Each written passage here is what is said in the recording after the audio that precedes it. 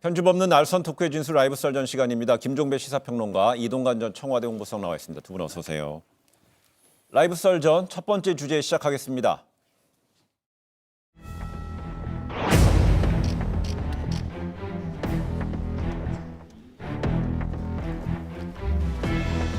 그저께 더불어민주당과 이중대 위성 정당들이 아무 법적 근거가 없는 4+1이라고 하는 협의체를 만들어서 예산안 날치기라고 하는 헌정사상 초유의 반의회주의 폭거를 저질렀습니다.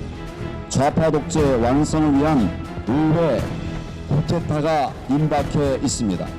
우리는 비상한 각오로 막아내기 위한 모든 노력을 다하겠습니다.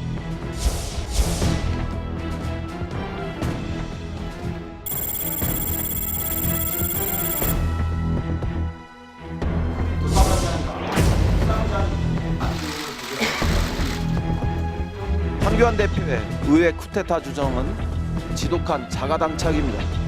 이것은 국민을 무시하는 오만의 정치이며 모기의 극치입니다.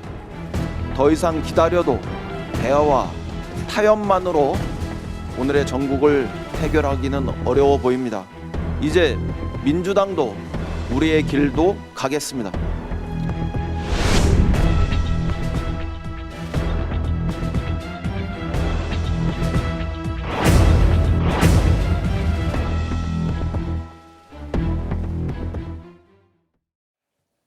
네, 한국당의 국회 내 무기한 농성이 이틀째 접어들었습니다. 이 황교안 대표가 어젯밤 로텐더홀에서 취침을 했고요. 현역 의원들이 이제 역시 번갈아 가면서 농성을 이어가고 있습니다. 예. 저부터 말씀을 드릴까요? 예, 이렇게 갔어요. 그러니까 저는 가장 눈길을 끌었던 게 바닥에 현수막을 깔지 않았습니까? 네. 현수막에 이렇게 적혀 있었습니다. 나를 밟고 가라. 근데 여기서 나가 1인칭 대명사로 들리는 게 아니라 자꾸 고유명사로 저는 들려요. 다시 황교안을 뜻하는 나. 예. 그러니까 이러면서 자, 나를 밟고 가라. 협상을 하려면 나를 밟고 가라. 타협을 하려면 나를 밟고 가라. 그러니까 표결 처리할 거면 나를 밟고 가라가 아니라 예. 협상할 거면 나를 밟고 가라. 자꾸 이런 뜻으로 들리고 예. 그러면서 황교안 대표가 계속 어느 시점에서 그러니까 초강경 모드를 연출을 하고 주도를 하면서 결국은 여야 간의 가파른 대치를 오히려 계속 만들어가고 있는 양상이 이번 여기에서도 나타나고 있는 것이 아니냐. 물론 일각에서는 이것이 협상력을 끌어올리기 위한 어떤 그 지원 전술이다 이런 식으로 해석하는 사람이 있던데 예. 제가 볼 때는 그건 정말 잘못된 해석인 것 같고요. 아무튼 자꾸 그렇게 들리는 측면이 있습니다. 예. 저는 조금 딴 얘기를 그럼 해볼까 하는데 지금 이번에 농성에 들어간 것도 이제 뭐 관심 중에 하나죠. 삭발, 단식, 농성, 그다음에 주말에 또 장애투쟁까지. 예. 근데 황 대표는 왜 수염을 깎지 않을까? 네. 이거에 대해서 시중에 관심이 많더라고요. 네. 그래서 이제 분석도 많고, 근데 그 주변에서 이제 권하는 의견들은 그런 거였다 그래요. 역시 강해 보인다.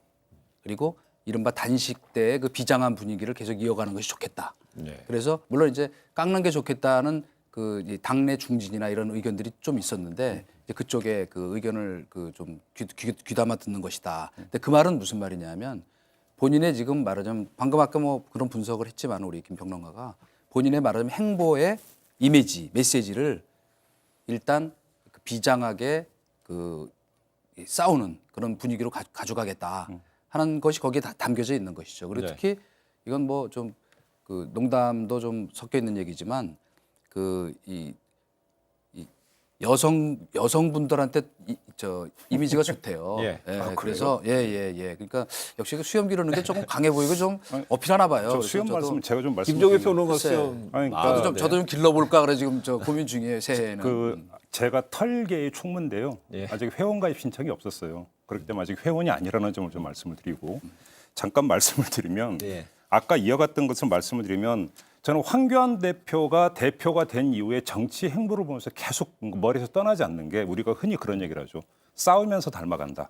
예. 욕하면서 닮아간다는 이야기를 많이 하는데 황교안 대표가 거의 표본 같다는 생각을 자꾸 하게 돼요. 무슨 이야기냐면 황교안 대표는 누가 뭐라 해도 공안검사 출신입니다. 공안통이었고 검사로 재직하면서 가장 많이 상대했던 사람들이 누구겠습니까? 학생운동했던 사람들, 사회운동했던 사람들일 거라는 겁니다. 그러면서 이들을 어떤 유죄로 몰아가는 과정에서 어떤 이들의 행태를 분석을 하는데 어느 순간에 자기가 닮아버렸다는 점. 이러다 보니까 나타나는 것 중에 하나가 대표가 돼서 운동과 정치를 구분하지 못한다. 황교안 대표는. 예. 일단 이 점을 지적을 하고 싶고요. 제가 닮았다라고 이야기하는 걸 몇 가지만 말씀을 드리면 걸핏하면 결사를 얘기를 해요. 목숨을 건다. 결사투쟁, 결사항전, 결사저지. 그다음에 삭발투쟁. 행태 그렇죠. 그 무엇보다도 두드러지는 게 뭐냐면 그러니까 과거의 어떤 그 운동권에서 많이 썼던 개념을 쓰면 선도투쟁을 해요. 그러니까 앞서서 나가니 산자여 따르라 이런 행태를 보여요. 그 단적인 예가 단식투쟁이에요. 그런데 희한한 게 겉모습만 닮았지 실제 내용은 하나도 닮지를 않았어요. 무슨 이야기냐면 조금만 더 말씀을 드리면 이 선도투쟁은 민심의 한가운데에서 할 때 비로소 의미가 있는 거고 내가 그것에 미랄이 될 때 그것이 의미가 있는 건데 황교안 대표의 선도투쟁은 민심의 변두리에서 그러니까 조금밖에 안 되는 지지층을 상대로 해서 내가 미랄이 되고자 하는 게 아니라 내가 열매가 되기 위해서 선도투쟁을 해요. 그러다 보니까 선도투쟁을 이어가는 것을 오히려 막아요. 그게 최고위원 2명이 이어가니까 자기 단식 끝내고 와서 하지 말라고 끊어버렸잖아요. 요구 조건은 하나도 관철이 안 됐는데 이런 걸 보면서 황교안 대표는 지금 뭔가 정치를 잘못 풀어가고 있다 대표로서 저는 이런 말씀을 꼭 드리고 아니 근데 싶습니다. 굉장히 그 중요한 저 팁을 주신 거예요. 바로 황 대표가 그 닮아가고 있다는 거에 동의를 하든 안 하든 그 말하자면 그 원초적 모습인 지금 운동권 정치가 어떤 것인가를 잘 설명해 주셨잖아요. 제가 얘기하고 싶은 게 바로 그거예요. 닮아가는 거가 중요하기도 하지만은 지금 벌어지고 있는 이 정치판에 지금 이 극한 투쟁 서로 대치하는 양보 없는 상생 없는 이 싸움판 같은 정치판에 그 원인을 딱 얘기해 주신 거예요. 지금 바로 이인영 원내대표 누굽니까? 586 운동권 전대협 의장 맏형이잖아요. 그 말씀 하실 줄 알았어. 일단 하세요. 아니 제가 뭐 본인이 이어서 하도록 말씀드릴게요. 해놓고선 또 뭐 그런 얘기를 해요. 그리고 지금 이를테면 어제도 저희가 이제 그제도 그 얘기를 했지만은 자 4+1 그 이 체제가 굉장히 제가 불온하다는 얘기를 많이 했죠. 그게 말하자면 지금부터 벌어질 앞으로의 연동형 비례대표제 이후의 한국 정치 모습을 보여주는 거기 때문에 물론 일반인들한테도 이게 문제가 있구나 하는 걸 각인시켜줬고 또 한 번은 또 한 가지는 어쨌건 이유와 여하튼 예산안 처리하는 과정에서 저는 이렇게 할 줄 알았어요. 그 우리 문희상 의장께서 자 차수 변경 할 수도 있는 것이니까 끝까지 합의해 와라. 그리고 한 4천억 정도가 사실 합의할 수 있었거든요. 그거를 뒤통수 치듯이 밀어붙였다. 물론 그 앞에 뭐 그 의원총회에서 필리버스터 철회가 뭐 그 거부당했기 때문에 그랬다는 명분이 있었다고 하더라도 그랬으면 이런 모습 오늘 지금 벌어지고 있는 의회에서 이런 모습까지는 안 왔을 텐데 결국 난형난제다. 누가 누구를 손가락질하기 이전에 지금 벌어지고 있는 이른바 여권의 전국 주도력에 아주 핵심을 말해준 거예요. 운동권 정치의 말하자면 밀어붙이기식 숫자가 중요하다는 이 단학가 각고의식의 정치에 아주 그 오만함을 보여준 거예요. 단학가는 잘 모르겠고요. 제가 그 말씀 하실 줄 알았어요. 제가 약간만 좀 더 말씀을 드리면 이인영 원내대표는 지금 운동권식 정치를 안 하고 있죠. 그게 차이라는 거예요. 그러니까 과거에 운동권이었으니까 지금도 운동권 정치를 한다라고 하는 게 성립이 안 되는 거고 오히려 이인영 대표는 능수능란하게 치고 빠지고 있죠. 좀 어떻게 했습니까? 새 원내대표가 선출이 되자마자 그러면 일단 보류. 자 그러면 그 예산안 합의 처리하면 우리는 그러면 즉 상정 안 하겠다. 보류. 넘겼죠. 그러면서 자유한국당이 그 받기를 바라면서 했는데 자유한국당이 또 자충수를 뒀어요. 그러면 어쩔 수 없다. 그러면서 다음 한 걸음.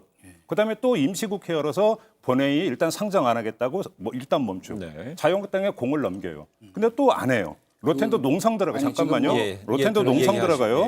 이러니까 짧게 해요. 그러니까 다시 그러니까 일단 멈춤. 그러면서 명분을 계속 확보해 들어가면서 아까 이야기했던 민심의 한가운데서 움직이느냐 민심의 변두리에서 움직이느냐가 중요한 문제인데 바로 거기서 이인영 정치와 황교안 정치의 차이가 극명하게 나타난다는 거예요. 지금 저는 그 설명하는 얘기를 들으면서 참 정말 꿈보다 해몽이 좋다 그런 생각이 드는데 이인영의 정치 그다음에 이해찬의 정치야말로 지금 제가 적어도 저 87년 이후에 정치를 지켜본 그 관점에서는 가장 극단적인 이 대치 대립식 여당 정치의 표상이에요. 이런 식의 처음부터 끝까지 양보 없이 밀어붙이고 더 중요한 게 맞은편에서 뭐냐면 보니까 그런 말씀하시는 거지. 그러니까 내가 해몽이 좋다 그런 얘기가 그거예요. 뭐냐 안에서 그렇게 보니까 그렇게 보이는 거지 하나도 제대로 양보한 게 없어요. 중요한 건 뭐냐면 이거예요. 이 상생과 타협의 정치라는 건 뭐냐면 내가 승자 독식을 하겠다는 마음을 우선 버려야 돼요. 그리고 더 중요한 건 뭐냐면 상대를 파트너로 인정해야 돼. 근데 이해찬, 이인영식 그 언동을 쭉 보면 제가 일일이 들지도 않겠어요. 하도 많아서. 일단 야당을 협치의 파트너로 생각하는 게 아니고 야당을 무슨 이 적군 진영에 야당을 말하자면 몰아붙여서 부정의 집단으로 하는 언동이 예. 거의 하루마다 나와요. 심지어 마음에 안 들면 검찰도 그렇게 몰아붙이잖아요. 이제 검찰이 저- 쿠데타를 했다. 하나만 더 말씀드릴게요. 무슨 거기다가 좀 얘기 심지어 듣고 넘어. 아니 뭐 아까 좀 얘기했으니까 나도 좀 얘기 좀 하자고. 많이 하고 계세요, 두 분. 그래요. 많이 그러니까 하고, 예. 특히 이해찬 대표 같은 경우에 아주 상징적으로 이를테면 뭐 검찰 가만두지 않겠다. 이걸 어떻게 여당 대표에게 얘기합니까? 지금 이번 벌어진 상황에서도 그래요. 그런 식으로 하면 밀어붙이겠다는 얘기를 거의 매일 하다시피 겁박을 하고 있잖아요. 그러니까 그거는 사실은 여당 대표가 할 발언이 아니에요. 알겠습니다. 거기까지만 예, 예. 할게요. 예, 자, 예. 그러면 정치라고 하는 건 뭐냐면은요. 그 같이 할 사람과 같이 하지 않을 쪽을 가르고 그다음에 같이 할 쪽을 최대화하고 같이 못할 쪽을 그대로 최대한 어떤 타협을 시도를 하는데 안 되면 끊으면서 결국은 표로 가는데 그 표로 가는 것들에 대한 대의 명분과 국민적 지지를 최대한 끌어내는 것. 이것이 정치의 기술이겠죠. 자, 그런 점에서 야당을 몰아가고 있다고 얘기를 했는데 대한민국의 야당은 자유한국당만 있는 게 아니에요. 나머지 4개도 야당이고 오히려 이인영의 정치는 뭐냐면 지금 같이 할 수 있는 데는 최대의 어떤 공통분모를 만들어서 같이 가면서 오히려 지지세를 최대로 확장하면서 뭔가를 끊어내는 점. 이건 정치 지지 운동이 제가 아니라는 거예요. 예. 그거에 대해서 간단히 한마디만 할게요. 고룩하고 따로 바로 나와. 그게 뭐냐면 이 통일 전선 전술이에요. 바로 그거야말로 운동권식 방식이라는 예, 건 지금 예, 얘기 예. 잘하셨어요. 뭐냐면 예, 예. 적을 최소화하고 우군을 최대화하는 거는 맞지만은 우리가 얘기하는 의회 정치라고 하는 것은 벌써 그 개념에 적과 우군이 들어있잖아요. 우적 개념이. 기본적으로는 우리가 같이 국정을 논의하는 파트너라고 하는 정신 아래서 국정을 여야 간에 그러니까 쉽게 얘기하면 우리는 같은 저 씨름판 위에서 당신은 뭐 빨간 삿바 나는 파란 삿발 잡고 하는 것이다라는 그런 게 바로 상생의 정치의 출발점인데 나는 죄를 꼭 이겨야 된다. 그리고 심지어 그 바로 이 다수 공작이라고 얘기하죠. 흔히 우리가 얘기하는 그 발상의 근저해가 바로 뭐냐면 그게 바로 저 운동권식 알겠습니다. 구조라는 예, 예. 거예요. 잠깐만 그 다수의 공작이 아니라 다수결의 원리예요. 의회 민주주의의 가장 기본 원리를 다수의 공작이라는 그런 그 프레임으로 그러니까 해석을 하면 그건 안 되는 거죠. 알겠습니다. 다수결에 의해서 표결도 되고요. 의사 정족수도 나오는 거니까는요. 다수결입니다. 그래서 내일 이제 본회의가 만약 임시국회 본회의가 열리게 된다면은 그 여야가 이제 4+1 협의체가 지금 이 시간에도 이제 가동이 될 수도 있고요. 수면 아래서 움직일 수도 있고요. 이런 가운데 내일 만약에 관련돼서 선거제법을 먼저 올릴지 아니면 패스트트랙에 올려져 있는 법안을 올릴지는 지금 현재 모르겠습니다만은 현재 그 4+1 협의체에서 어떤 안건을 올리게 되면 자유한국당에서 필리버스터를 가동한다고 예고를 한 상태인데 실행 여부도 아직 모르겠습니다만 이런 가운데 민주당의 이인영 원내대표도 한국당의 필리버스터가 시작되면은 민주당 역시 토론에 참여해서 여기 토론이라는 건 필리버스터를 말합니다. 참여해서 이 검찰 개혁이라든지 선거 개혁의 필요성을 강조할 것이라면 사실상 맞불을 놨습니다. 당연한 얘기죠. 네. 왜 그러냐면 자유한국당이 필리버스터를 발동하는 순간에 그날은 이거 처리가 안 돼요, 어차피. 네. 그럼 이제 다음 회기로 다시 넘어가야 되는 거죠. 그러니까 결국은 필리버스터 판이 벌어지는데 여기서 여야 순으로 가는 여야 그러니까 야 이렇게 하겠죠. 어차피 예, 예. 표결이 안 되는데 왜 야당 그것도 자유한국당한테 밑자락만 다 깔아줍니까? 발언권의 절반을 가지고 어차피 그날은 그렇게 간다면 당연히 발언권을 획득해서 국민적 지지를 더 끌어내기 위해서 가는 것이 당연한 어찌 보면 예. 기본적인 의회 전략이니까 이인영 원내대표의 이야기는 너무나 당연지사다 이렇게 보면 되는 근데 거죠. 그 이준 선수 어떻게 보십니까? 이런 상황이 만약에 된다면은 예.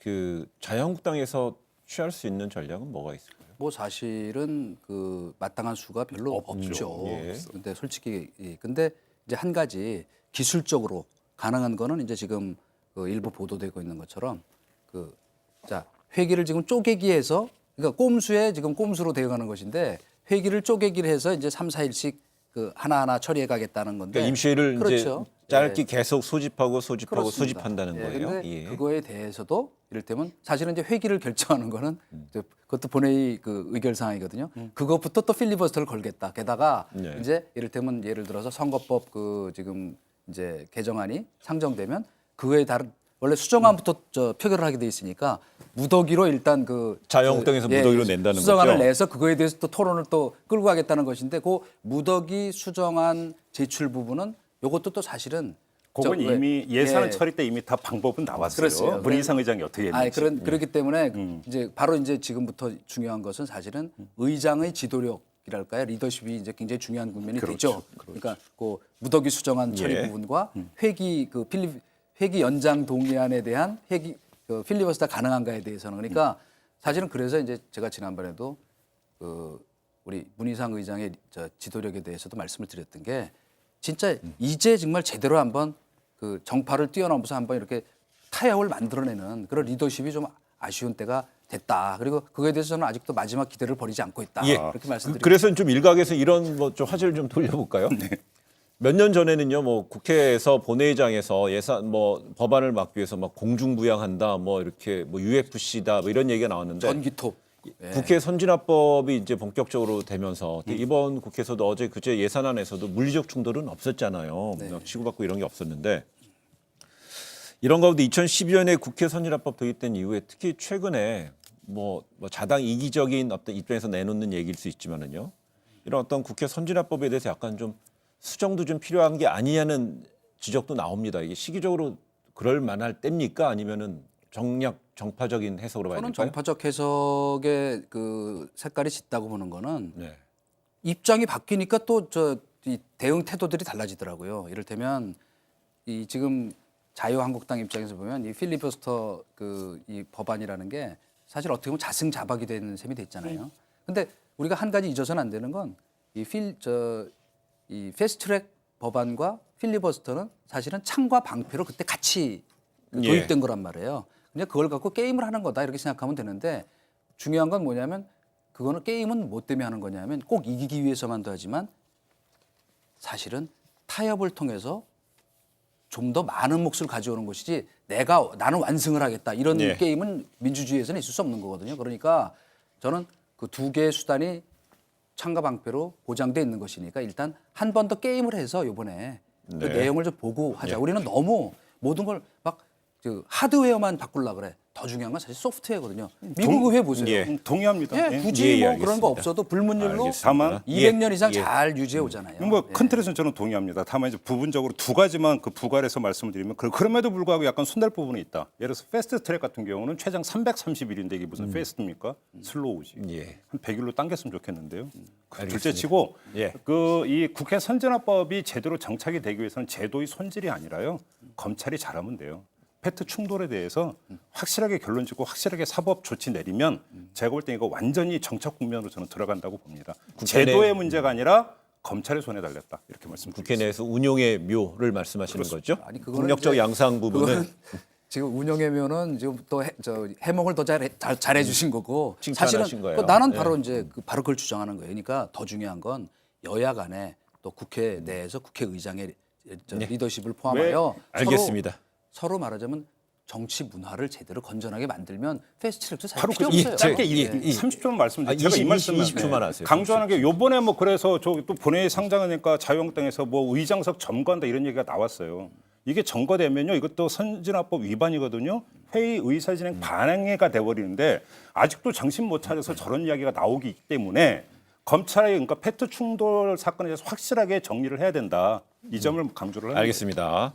최근에 4+1 협의체에서 보면은요, 뭐 여러 정당 나오면서 그중에 바른미래당이 있지 않습니까? 그런데 바른미래당에는 그게 이제 따진다면 이제 당권파가 들어가 있는 거고요. 근데 또 협상에 나서는 여야 원내대표 3당의 대표에 보면은요, 또 비당권파인 또 오신환 대표가 가 있어요.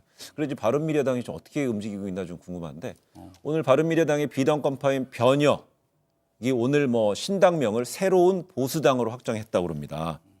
그런데 여기서 보면 저번에 이 창당준비위원회 보면은 당내 호남계 중에 권은희 의원만 참석했었는데 안철수겠죠. 근데 오늘은 신당명을 발표할 때는 또 모습을 보이지 않았습니다. 그러니까 지금 안철수계 이제 권은희 의원을 제외한 나머지 비례대표 의원들 사이에서 아니 우리는 보수가 아닌데 왜 당명을 새로운 보수당으로 하느냐? 그럼 우리 보고 참여하지 말라는 얘기냐?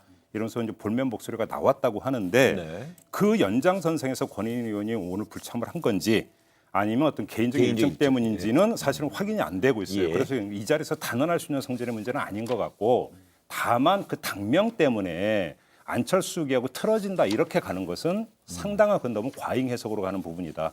이미 그러니까 저희 안철수 전 대표가 여기에 대해서 어떤 태도를 보이고 있는지는 이미 충분히 이야기가 됐던 거고요. 그 어떤 우산 밑에서 안철수계 의원들의 목소리가 나온다고 보면 저는 맞다고 생각을 합니다. 저도 개인적으로는 새로운 보수란 이름이 과연 적절한가에 대해서는 조금 좀 그 의문이 있어요.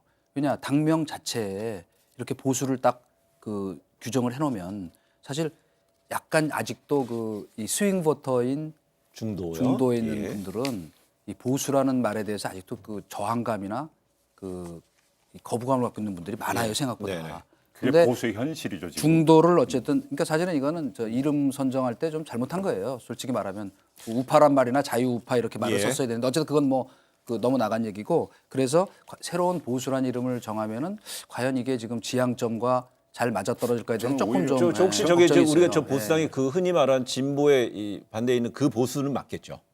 따로 한자로 물론 다른 이제 보수는 없겠죠. 물론 그렇겠죠. 저는 오히려 저는 거꾸로도 해석할 여지가 있다고 보는 게 타겟 마케팅에 들어갔다. 이렇게도 볼 수 있는 여지가 있어요. 두 가지 저는 복선이 깔려 있다고 보는데요. 첫째, 자유한국당과의 경쟁 구도를 이미 염두에 두고 있다. 네. 그래서 결국은 정통 보수는 우리한테 있다라고 하는 것들을 어필하고자 하는 것들이 간접적으로 깔려 있고 또 한 가지는 사실은 저 새로운 보수당이 타겟팅해야 되는 층이 어디냐면 탄핵 국면이 결정적이 되면서 기존의 어떤 자유한국당 지지층에서 떨어져 나왔던 이른바 합리적 성격을 띠고 있는 합리적 보수 세력. 가출 보수. 결국은 이들을 상대로 한 타겟 마케팅을 염두에 두고 있는 것이 아니냐. 이렇게 본다면 꼭 저걸 잘못 지었다고도 볼 수 없다고. 아니요. 왜냐하면 예, 아니, 제가 이제 이유죠. 잘못 졌다는 이유는 그냥 간단히 설명드리면 잘못했다기보담도 약간 문제가 있을 수 있다는 건 이를테면 본인들이 지향하는 가치를 이쪽으로 할 수는 있어요. 그러나 이 브랜드를 이렇게 해버리면은 조금 말하자면 그것이 갖는 어떤 그 상징성과 그 파급력을 볼 때 조금 좀 그 과연 이것이 적절한가에 대해서 예. 한 번 더 생각해 볼 필요가 알겠습니다. 있겠다는 생각이 드네요. 예.